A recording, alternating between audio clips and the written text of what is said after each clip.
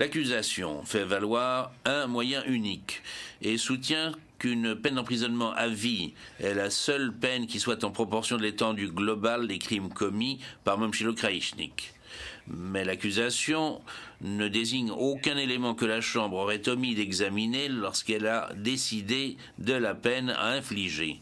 Elle se borne à faire valoir que la peine prononcée ne rend pas compte comme il convient de la gravité du comportement criminel de Momchilo Krajišnik ou qu'elle ne traduit pas l'indignation de la communauté internationale et pour avoir l'effet dissuasif voulu est d'une insuffisance patente. Partant, elle ne reflète pas l'effet dissuasif voulu pour une insuffisance patente. Partant, cette première branche du moyen soulevé par l'accusation est rejetée. La première branche du moyen soulevé par l'accusation est rejetée. L'accusation fait ensuite valoir qu'aucune circonstance atténuante ne justifiait en l'espèce une peine plus légère que l'emprisonnement à vie. La Chambre d'appel relève que la Chambre de première instance a jugé que des éléments par eux-mêmes ne constituent pas des circonstances atténuantes, mais que pris ensemble, ils équivalaient à une situation personnelle susceptible de se voir accorder un poids, bien que très limité, de caractère atténuant. La Chambre d'appel s'interroge quant à cette conclusion.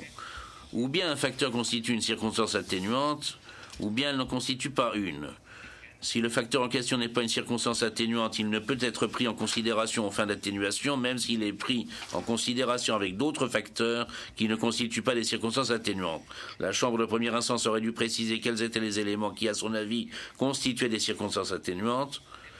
Quoi qu'il en soit, même si la Chambre d'appel jugeait que la Chambre de première instance a commis une erreur en retenant comme atténuante certains de ces facteurs susmentionnés, il ne serait pas pour autant clair que cette erreur avait eu une incidence sur la peine prononcée, étant donné que la Chambre de première instance a dit elle-même qu'elle n'accordait à ces facteurs qu'un poids très limité aux fins d'atténuation.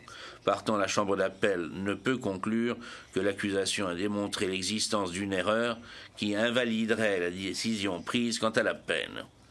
En conséquence, ce moyen d'appel invoqué par l'accusation est rejeté dans son intégralité. En conclusion,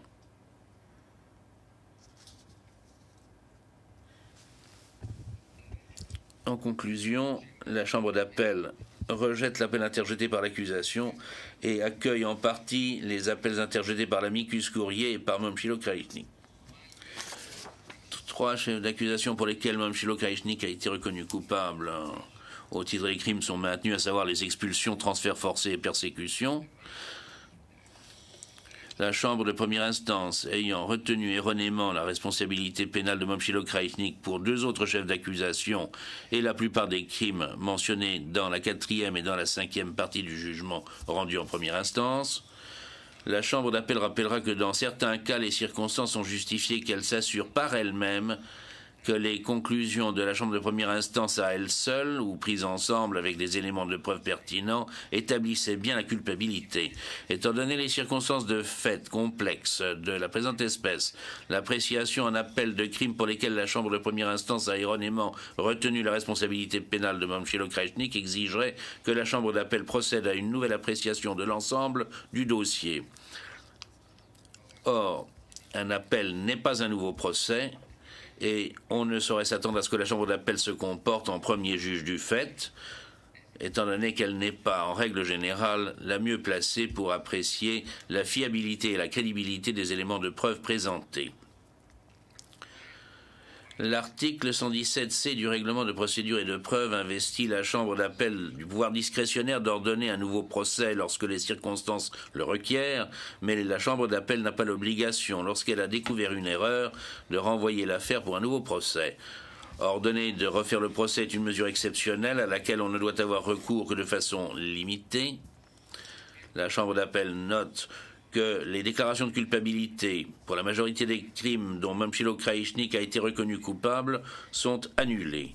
mais les déclarations de culpabilité du chef de persécution, d'expulsion et de transfert forcé ont été maintenues, la gravité de ces crimes exige qu'une peine sévère et proportionnée soit prononcée.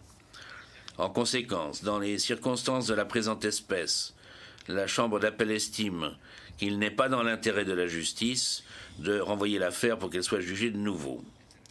Il en résulte que la Chambre d'appel a décidé quelle peine il conviendra de prononcer pour les crimes qui ont à bon droit été imputés à Momchilo Kraïchnik. Je vais maintenant donner lecture du dispositif de l'arrêt rendu en appel. Monsieur Momchilo Kraïchnik, veuillez vous lever.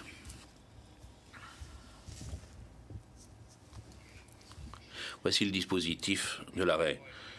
Par ces motifs, la Chambre d'appel, en application de l'article 25 du statut et des articles 117 et 118 du règlement, vu les écritures respectives des parties et de l'amicus curiae et de les exposer lors du procès en appel tenu le 21 août 2009, siégeant en audience publique, accueille le moyen d'appel 3A invoqué par l'amicus curiae, accueille en partie les moyens d'appel 3B, 3E, 3G et les moyens 4 et 7 présentés par l'amicus curiae.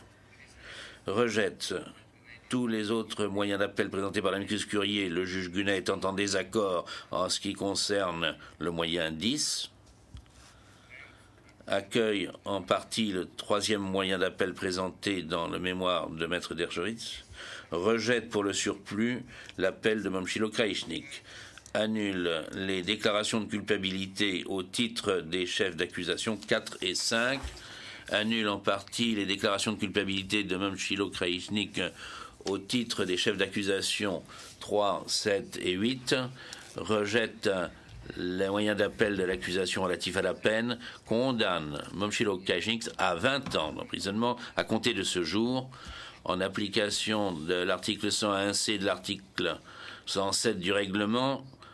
Le temps passé en détention depuis le jour de son arrestation, le 3 avril 2000, sera déduit de la durée totale de la peine. Ordonne, en application de l'article 103C et de l'article 107 du règlement, que Momchilo Kraïchnik reste sous la garde du tribunal en attendant que soient prises toutes les dispositions relatives à son transfert vers l'État où il purgera sa peine. Le juge Mohamed Chahaboudine joint une opinion individuelle. Monsieur Kraïchnik, vous pouvez maintenant vous rasseoir. Monsieur le greffier, voudriez-vous, s'il vous plaît, faire tenir un exemplaire de l'arrêt aux parties et à l'amicus curiae?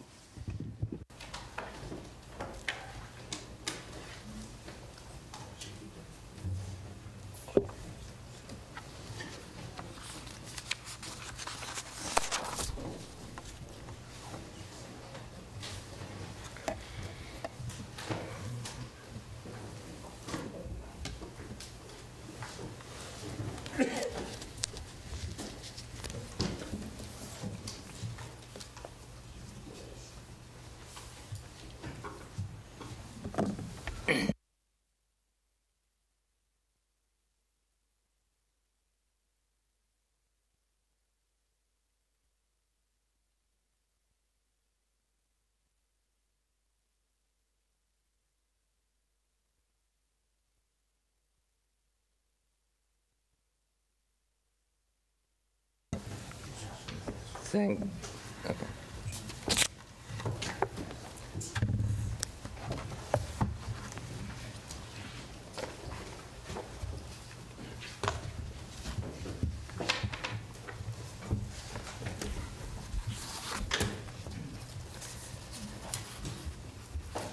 Thank you very much. Je vous remercie beaucoup. Ceci conclut le procès en appel dans la présente affaire. L'audience est levée.